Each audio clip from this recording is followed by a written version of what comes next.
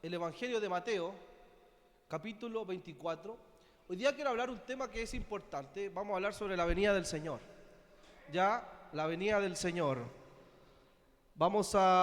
Creo que uno de los temas que es importante, que nos anima como iglesia, y que pocas veces no se escucha, pero que es una doctrina súper fundamental en el cristianismo, y es precisamente que el Señor un día volverá. Él volverá un día por su iglesia, vendrá su segunda venida, y eso yo lo creo con todo mi corazón, y espero que mis ojos vean esa venida. Sería hermoso. Amén. Así que quiero que veamos Mateo, el rey, está por ahí arriba el rey. Se nos fue el rey, lo que pasa es que todavía no vuelve, entonces está arriba. Ya, el rey vuelve pronto. Ya, la palabra que voy a compartir hoy día se llama el rey vuelve pronto. Pero más que enfocarnos en elementos que tienen que ver con la forma, porque pareciera ser que a muchos les interesa más la forma. ¿Cómo viene? ¿Dónde estará? ¿En una nube? ¿No? ¿Qué será? Y desde ese punto de vista tenemos muchas escuelas de interpretación, ¿ya? Entonces nosotros siempre cuando hablamos de la doctrina de la venida del Señor o la segunda venida, tenemos que quedarnos con lo fundamental, ¿ya? Porque si nos quedamos en la forma, vamos a enfrascarnos muchas veces en discusiones eternas que no tienen ningún sentido, porque lo que el Señor quiere plasmar en su segunda venida es que Él vuelve, Él regresa. En la forma, en cómo será, eso no lo sabemos. La Escritura nos da ciertas señales, nos indica algunas cosas que son prácticas, pero lo más importante es que la doctrina de la venida del Señor para la iglesia del primer siglo era precisamente porque era un aliento en medio de las pruebas. Cuando los apóstoles o los escritores bíblicos hablaban de que Jesús regresaría, era porque la iglesia estaba siendo probada, la iglesia estaba siendo perseguida. Entonces, para ellos era importante decir, esta prueba no se compara con lo glorioso cuando ocurra el día del Señor. Esto que usted está viviendo no se compara con lo hermoso que es la eternidad. ¿Se dan cuenta? Entonces, todavía no empiezo a predicar, pero para que puedan entender más o menos de qué se trata.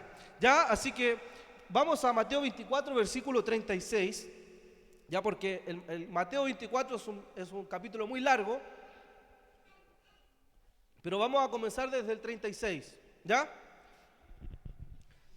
Versión Nueva Traducción Viviente dice: sin embargo, nadie sabe el día ni la hora en que sucederán estas cosas, ni siquiera los ángeles en el cielo, ni el propio Hijo. ¿Se dan cuenta? De allí parte. Nadie sabe el día ni la hora. Solo el Padre lo sabe. Cuando el Hijo del Hombre regrese, será como en los días de Noé. En esos días, antes del diluvio, la gente disfrutaba de banquetes, fiestas y casamientos. Y hasta el momento en que Noé entró en su barco, la gente no se daba cuenta de lo que iba a suceder hasta que llegó el diluvio y arrasó con todos. Así será cuando venga el Hijo del Hombre. 2 hombres estarán trabajando juntos en el campo, uno será llevado, el otro será dejado. 2 mujeres estarán moliendo harina en el molino, una será llevada, la otra será dejada. Así que ustedes también deben estar alerta. ¿Cómo tienen que estar? Alerta. Porque no saben en qué día vendrá su Señor. Entiendan lo siguiente: si el dueño de una casa supiera exactamente a qué hora viene un ladrón, se mantendría alerta y no dejaría que asaltara su casa.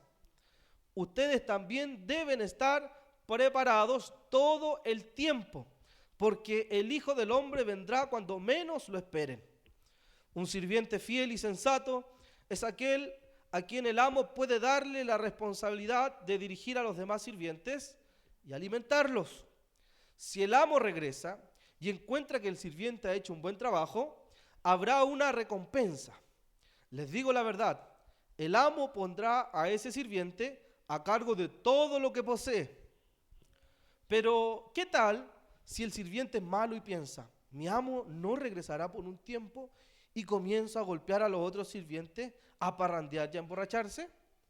El amo regresará inesperadamente y sin previo aviso. Cortará al sirviente en pedazos y le asignará un lugar con los hipócritas. En ese lugar habrá llanto y rechinar de dientes. Amén. Oramos al Señor. Padre, te damos gracias por tu palabra. Gracias porque queremos disponernos a estar delante de tu presencia. Tú me has comisionado a entregar este mensaje, Señor, y queremos hacerlo reconociendo siempre que tú eres el Señor. Nuestra responsabilidad como ministros siempre es compartir tu palabra, Señor, la palabra lo más pura posible, Padre, para que la iglesia pueda ser edificada, pueda ser exhortada, pueda ser consolada también, Señor, y que tu Espíritu Santo tome esto y lo cale en lo más profundo de nuestros corazones, Señor. Padre, gracias te damos porque tu palabra ha sido escrita hace mucho tiempo y todavía sigue vigente. Y como cristianos creemos, Señor, que tú un día volverás por tu iglesia. Creemos, Señor, que tu segunda venida es pronto, Señor, y queremos creer y nos aferramos a eso. Señor, te damos gracias por todo en nombre de Jesús. Amén y amén. Amén. Bueno, cuando nosotros hablamos de la segunda venida del Señor, han existido un montón de teologías o un montón de enseñanzas respecto a la venida del Señor. Hay un montón de escuelas, hermanos. Cuando hablamos de escuela, hablamos de diferentes interpretaciones que le dan a este hecho, ¿ya? Y en la historia, muchas personas se han animado osadamente a establecer fechas y periodos en el cual el Señor regresará. Y yo digo osadamente porque ni yo me atrevería a hacer eso. Porque creo que las Escrituras, si hay algo que nos marcan en Mateo 24, es precisamente que nadie sabe el día, nadie sabe la hora, nadie sabe el momento. Pero sí sabemos, y lo que dice el mismo Jesús en sus palabras, es que Él volverá un día, es que Él regresará. Entonces, la segunda venida a nosotros tiene que darnos esperanza. La iglesia del primer siglo, cuando era perseguida a través del emperador Nerón, cuando se le echa la culpa a los cristianos de incendiar Roma, la iglesia comienza a dispersarse por diferentes lugares de la tierra de la Palestina, tanto en Asia Menor, Egipto y diferentes ciudades que habían en ese alrededor. Por lo tanto, la iglesia, al ser perseguida y donde muchos cristianos perdieron la vida, aunque nosotros sabemos que cuando perdemos la vida ganamos la vida, ¿cierto? Muchos cristianos ganaron la vida. Se comenzó a predicar precisamente de que estuvieran tranquilos, de que nada los inquietara, de que la tribulación leve, como dice Santiago capítulo 1 o segunda carta de Pedro capítulo 3, hablando sobre la venida del Señor, dice que tienen que estar tranquilos porque un día el Señor en el cual ellos sirven regresará por ellos, regresará a buscarlos donde ellos están. El apóstol Pablo es el que realiza ya todo un cuerpo doctrinal sobre la venida del Señor, en la carta a los Corintios, en la carta a los Tesalonicenses, y Pablo comienza a explicar de alguna manera las formas. Tenemos Juan también en Apocalipsis, tenemos Daniel, pero sin duda nos tenemos que quedar con lo siguiente: que todo lo que usted y yo vivimos hoy día, todo lo que nosotros vivimos, acontecemos en nuestra vida cristiana, en nuestro trabajo, con nuestra familia, lo que sea, no se compara con lo glorioso que es la venida del Señor. Esa leve tribulación que nosotros vivimos no se compara con la eternidad con Él. Dicen los apóstoles que más allá, en esta nueva Jerusalén, no habrá llanto, no habrá dolor, no habrá tristeza, no habrá absolutamente nada. Y yo creo eso profundamente en mi corazón, que algún día nos reencontraremos con Él, que algún día volveremos a estar con Él, si es que Él no vuelve antes por nosotros. Ahora, lo importante es, y la pregunta que yo me realizaba primero a mí mismo, era: ¿estamos preparados para la venida del Señor? ¿Estamos esperando al Señor que vuelva? ¿Estamos siendo cristianos preparados para poder esperar ansiadamente el regreso del Señor? ¿Qué pasaría si el Señor viniera hoy día? ¿Qué pasaría si el Señor volviera en unas horas, regresara en unas horas? ¿Estará la iglesia velando? Como las 10 vírgenes, ¿se acuerdan de ese corito? ¿Estarás tú velando? La pregunta es, ¿estamos esperando al Señor? ¿Estamos esperándolo a nuestro amado? ¿Queremos que Él vuelva? Ahora, Jesús, en Mateo precisamente 24, porque estas palabras son de Jesús, no son palabras de un apóstol, de un discípulo, de cualquiera, no. Estas palabras son del mismo Señor. El Señor es el que está hablando a los discípulos. Y parte precisamente en el versículo 1 hablando sobre esto.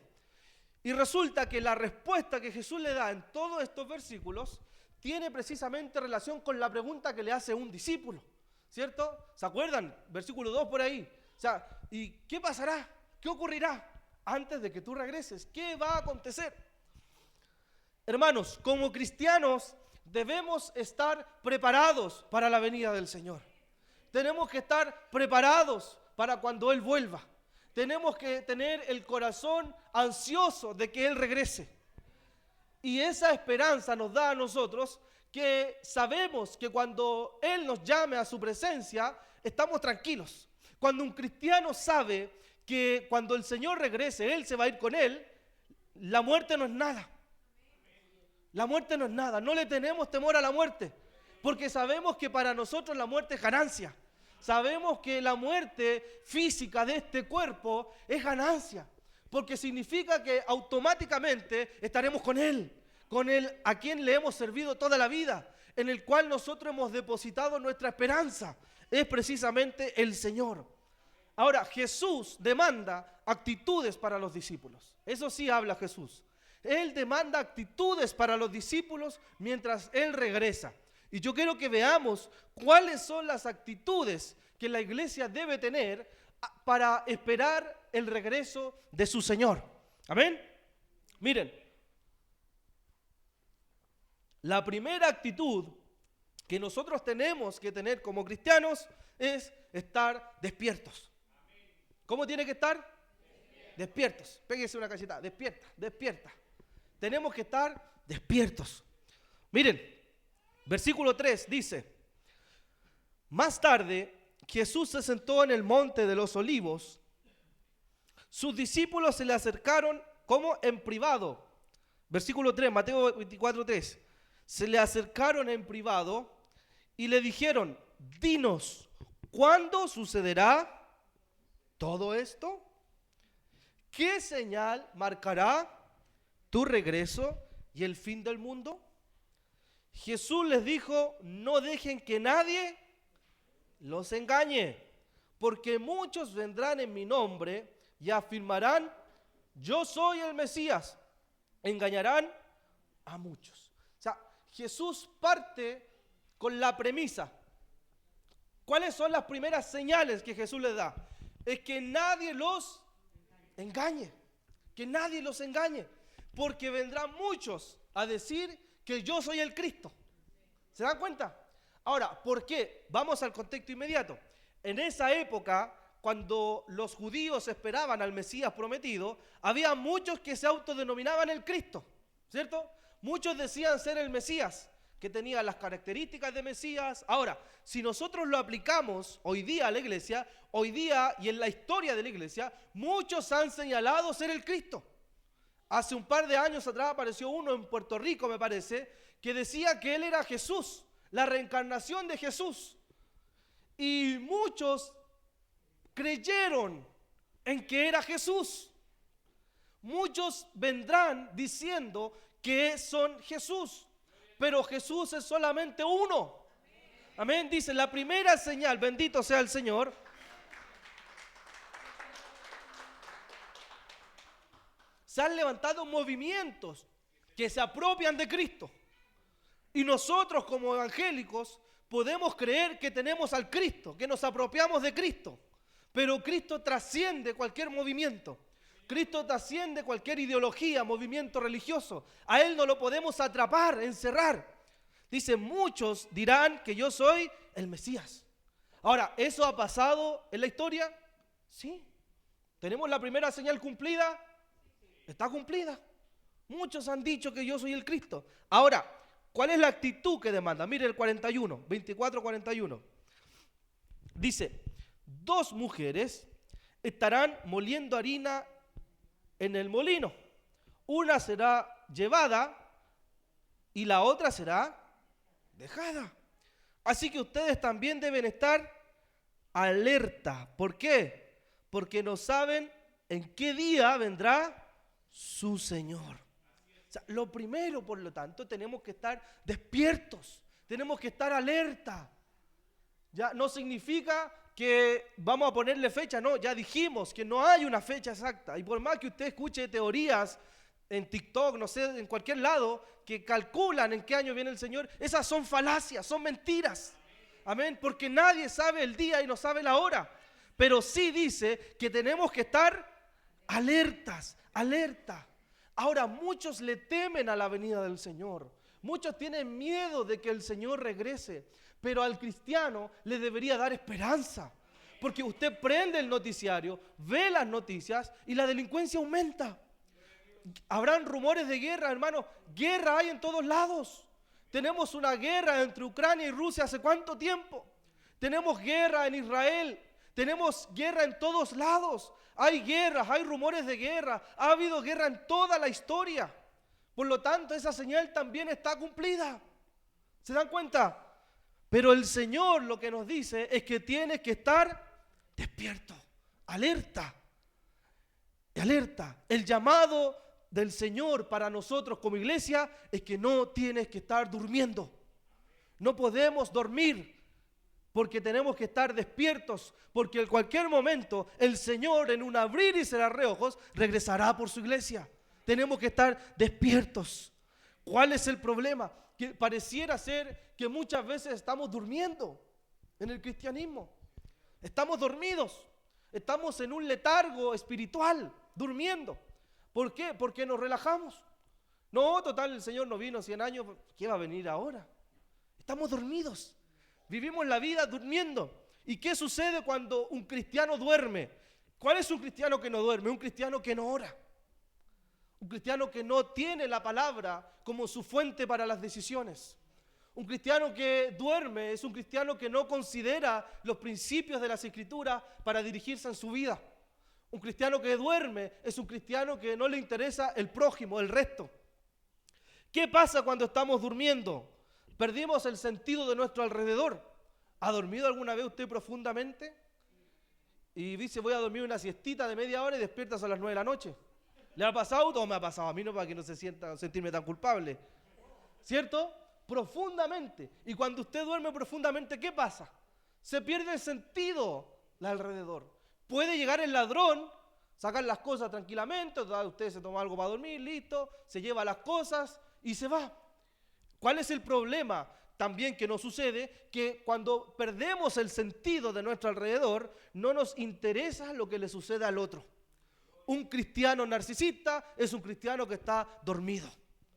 Un cristiano que piensa solamente en él es un cristiano que está en un largo sueño y letargo espiritual. ¿Sabe qué pasa cuando también estamos dormidos? Somos vulnerables. Somos vulnerables. Viene el enemigo y cualquier cosa nos roba, nos quita la paz, porque estamos vulnerables a los ataques del enemigo. Nos ataca nuestra familia, nos ataca nuestra paz espiritual, ataca todo lo que nosotros somos porque estamos durmiendo, porque tenemos la Biblia guardada en algún lugar y no sale de ahí nunca, porque no oramos, ya da lo mismo orar, no dejamos tiempo para la oración, no dejamos tiempo para estar, la canción decía, a sus pies. Y cuando uno va a los pies de Cristo, es el mejor lugar donde uno puede estar. No puede ser, ¿cierto?, que pase mucho tiempo y no queremos estar a los pies de Él. ¿Cómo nos dirigimos? Estamos como los caballos de feria, ¿cierto? Así solamente, mirando allá. Pero perdemos el sentido de nuestro alrededor. Podemos estar dormidos espiritualmente y no estar alertas a que el Señor pueda volver en cualquier momento. Hermanos, jefe de hogar, si tú te duermes, el enemigo va a venir y quitar la paz en tu familia. Si tú estás durmiendo como jefe de hogar o como jefa de hogar, va a venir las tinieblas, va a venir cualquier persona y le va a quitar el fundamento a tu casa. Por eso no podemos estar dormidos. Tenemos que estar despiertos, en alerta espiritualmente. ¿Estamos durmiendo espiritualmente, iglesia? ¿Estamos trabajando para esperar el regreso de nuestro Señor? ¿Es un tema a la venida del Señor que conversamos con nuestra familia? ¿Hablamos a nuestros hijos, a nuestros nietos, a nuestra familia que Él volverá un día? ¿Que Él regresará? Mire, primera de Pedro 5:8 dice, estén alerta, dice Pedro. ¿Cómo dice Pedro? Estén alerta.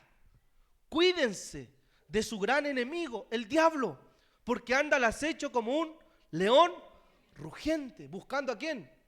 Devorar. O sea, estén despiertos, alerta, dice Pedro. ¿Por qué? Porque anda uno buscando a quién devorar. Tú te descuidas un momento, iglesia, y te pueden robar esa paz que tanto te costó orando, buscando el rostro del Señor. Durante las guerras o durante la Segunda Guerra Mundial, los soldados en primera línea de batalla tenían que mantenerse despiertos toda la noche. Toda la noche. ¿Por qué? Para no ser sorprendidos por el enemigo, porque ponían en riesgo a todo el batallón, a todo su compañero de equipo. Y nosotros hemos sido llamados a ser soldados de Jesucristo, a estar en alerta. ¿Se dan cuenta? ¿Y por qué? Porque Jesús un día regresará. Porque Jesús un día volverá. Y en cualquier momento, Él puede volver. Amén. Bendito sea el Señor. Dé un aplauso si usted tiene esa esperanza de que Él regresará. Entonces, la primera actitud que le dice Jesús a los discípulos es que tienen que estar alerta, despiertos. ¿Ya? Entonces, importante. Segundo lugar, versículo 13 vamos a leer. El segundo lugar es que sean fieles. Dice Jesús, sean fieles. En primer lugar, estén despiertos, en alerta. Segundo lugar, que sean fieles. Dice, versículo 13, pero el que se mantenga firme hasta el fin será salvo. Un llamado de atención que Jesús nos señala hoy día como iglesia es precisamente a ser fieles, a perseverar. Muchos cristianos, y pasaba en la persecución, se comenzaban a abandonar el cristianismo. Ahora, si yo estuviera en la posición de ellos, me preguntaba yo, ¿qué pasaría si la iglesia en Chile fuera perseguida? Si de repente hubiera un decreto de ley y que hay que perseguir a los cristianos, ¿cuántos realmente hoy día se mantendrían fieles al cristianismo y ser capaces de poner su cabeza en favor de no negar a Jesús? Yo me pregunto, ¿cuántos realmente estaríamos dispuestos a hacer eso? Hace poco leí una noticia que muchos cristianos fueron decapitados en el Congo. Cristianos, seguidores de Cristo, les cortaron la cabeza por ser discípulos de Jesús. Por eso que Jesús dice que habrá rumores de guerra, habrá esto, otro, pero ustedes perseveren hasta el fin, sean fieles. El que persevera, el que permanece, dice, será salvo. El que permanece será salvo de la persecución. ¿Se dan cuenta? Entonces, uno de los elementos que el Señor nos señala es que debemos ser fieles a Él. Ser fieles. ¿Cuál es el problema? Muchas veces que uno se encuentra es que somos así. Un día estamos bien, al otro mal, otro bien, otro mal, y cualquier prueba que venga a nuestra casa, nos alejamos del Señor. ¿Cuántos cristianos, hermanos, hay afuera hoy día que se alejó por una prueba? Por una dificultad. Por eso que el Señor dice, el que persevera, porque Él sabe que algunos no iban a perseverar.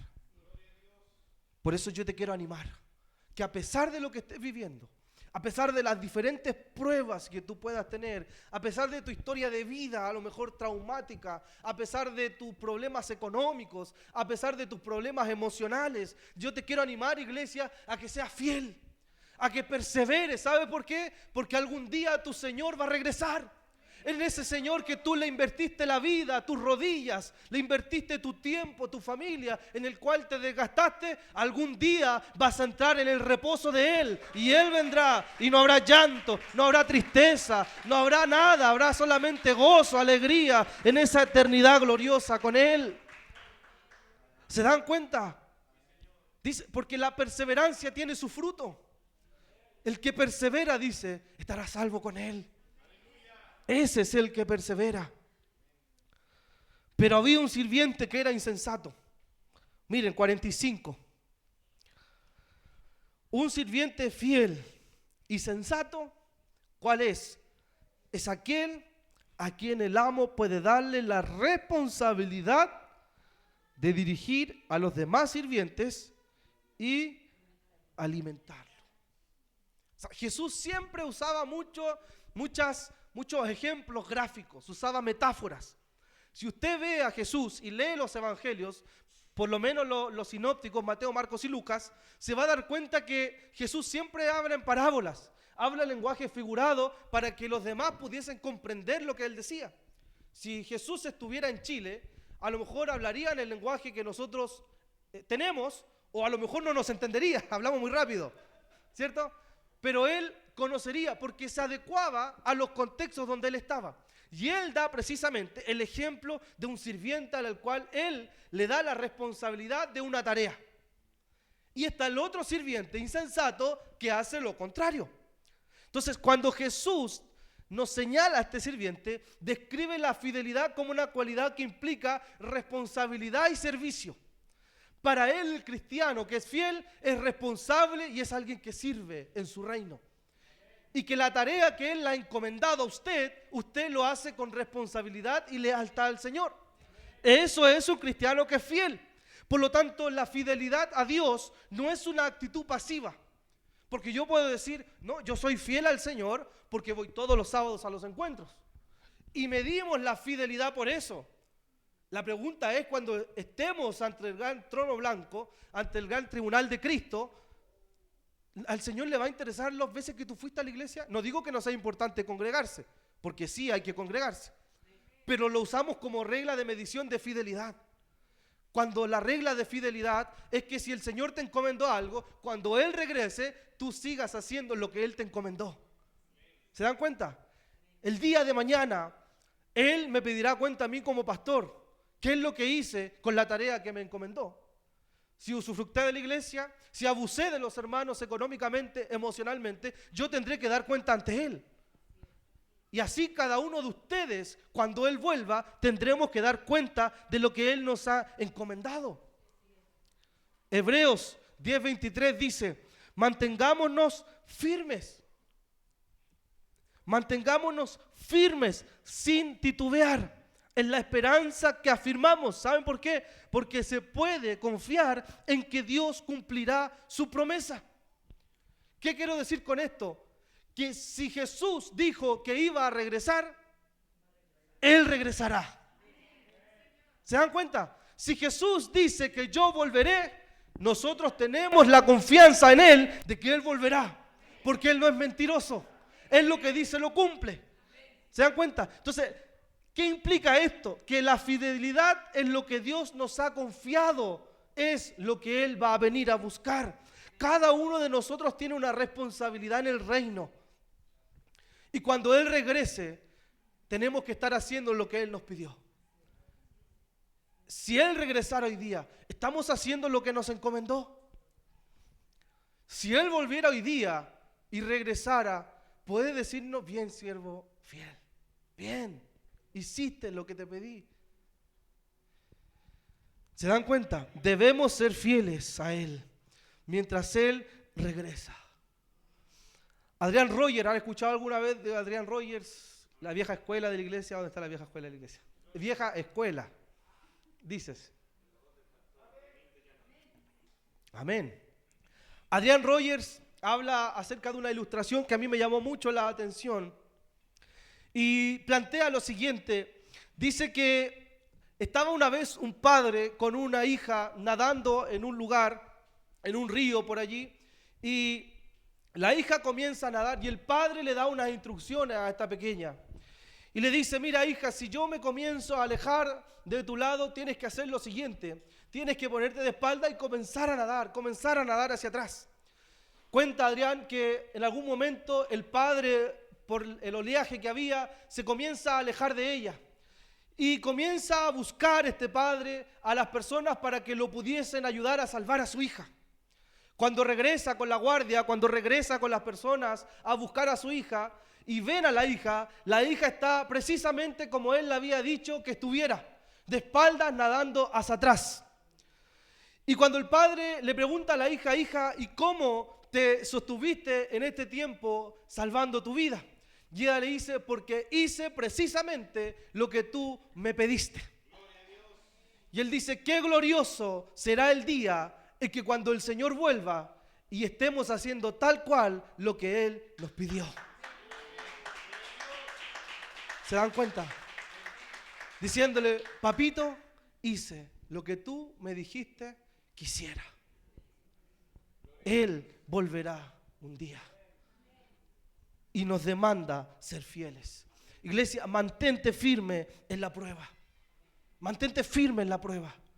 Amén, mantente firme. Él librará a todos de las aflicciones, de las pruebas, de las diferentes situaciones que vivimos. Aliméntate espiritualmente, no te duermas. No permitas que el enemigo robe la paz de tu hogar por ser un cristiano quieto, pasivo, que dejó de orar, que dejó de buscar la escritura, dejó de preocuparse por el otro. Miren el 21, Mateo 25, 21. Vamos, quiero que me ayuden, Mateo 25, 21. Dice, el amo lo llenó de elogios a un siervo. Mateo 25, cuando usted lea Mateo 25, está en el contexto de la venida del Señor. Porque viene hablando Jesús, 24, 25, similar. Dice, el amo lo llenó de elogios y le dijo, bien hecho, mi buen siervo fiel. Has sido fiel en administrar esta pequeña cantidad. Así que ahora te daré muchas más responsabilidades. Dice, ven a celebrar conmigo. O sea, bien, siervo fiel.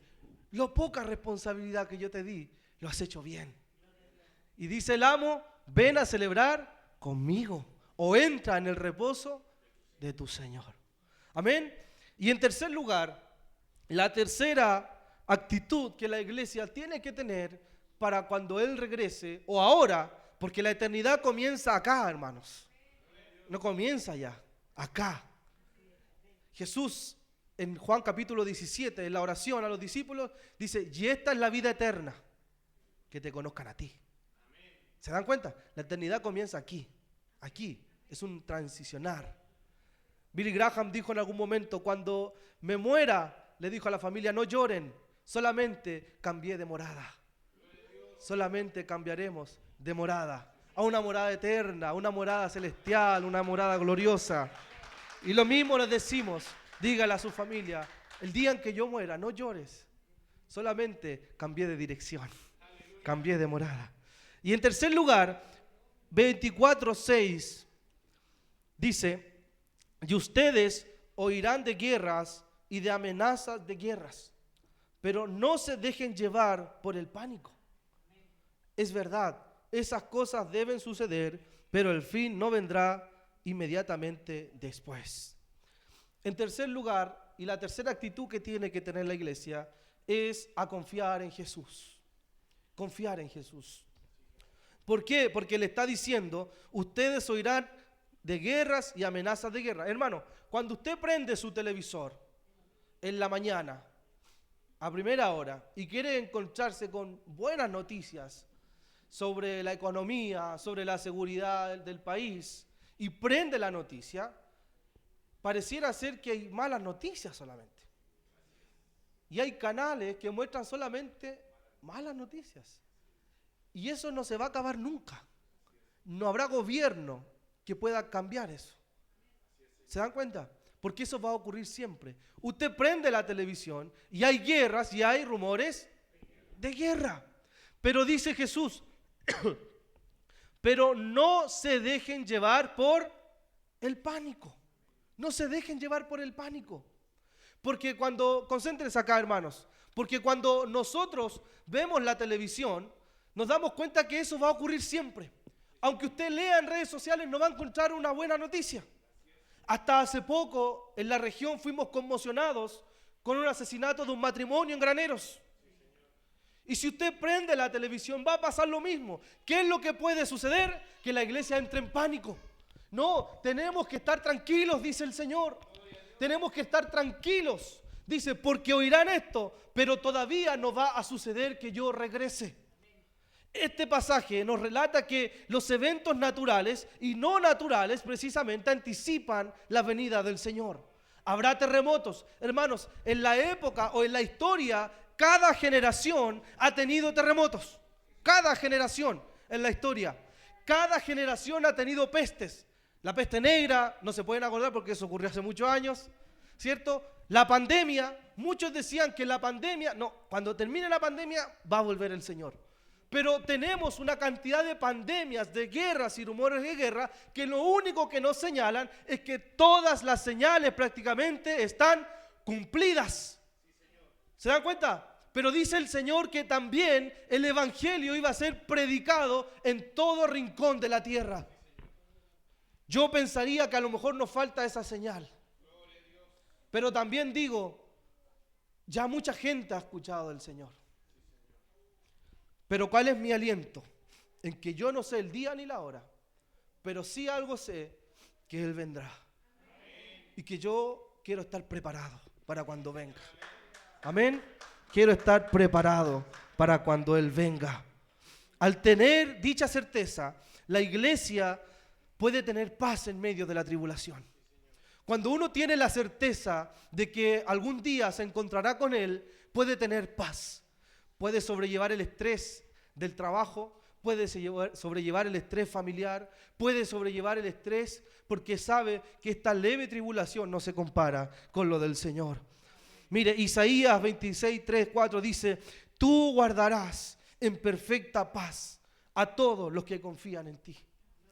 Él nos guardará. Oirán rumores de guerra, oirán señales, oirá cualquier cosa, hermanos, pero usted puede estar tranquilo porque fiel es el que guarda nuestra paz. A todos los que dicen, se concentran en ti tus pensamientos, dice Isaías, confíen siempre en el Señor, porque el Señor Dios es la roca eterna. La segunda venida del Señor puede ocurrir en cualquier momento. Tenemos todos los acontecimientos ya ocurridos. Tenemos todas las señales, por lo tanto debemos vivir nuestra vida como si Él viniera hoy día mismo. Tenemos que estar despiertos, en alerta, orando, buscando el rostro del Señor. Tenemos que estar en alerta, escuchando su palabra, atentos a su palabra. Tenemos que estar en alerta, confiando en Él y siendo fieles y permanecer en su palabra, en su evangelio. Amén. Por lo tanto, vivir con la expectativa de la venida del Señor nos impulsa a mantener nuestra vida espiritual activa, a cumplir con nuestra misión. ¿Cuál es la gran misión que el Señor nos dejó a nosotros como iglesia? Ir por todo el mundo y predicar el evangelio. ¿Se dan cuenta que esa es la gran comisión? Mateo 28. Y en Mateo 24, Él dice que el evangelio tiene que ser predicado en toda la tierra.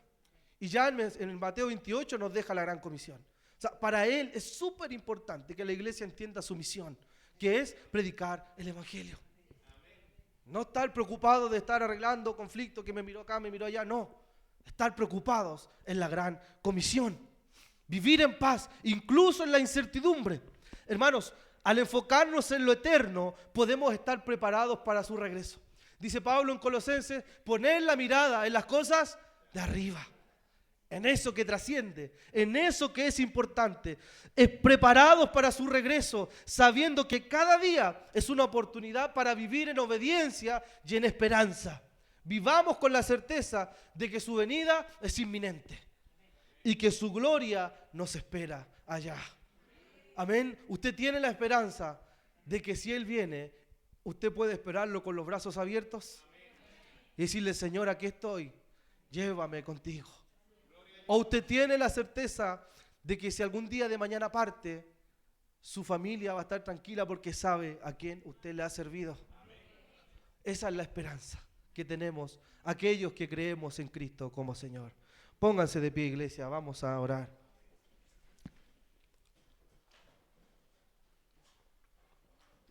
Aleluya.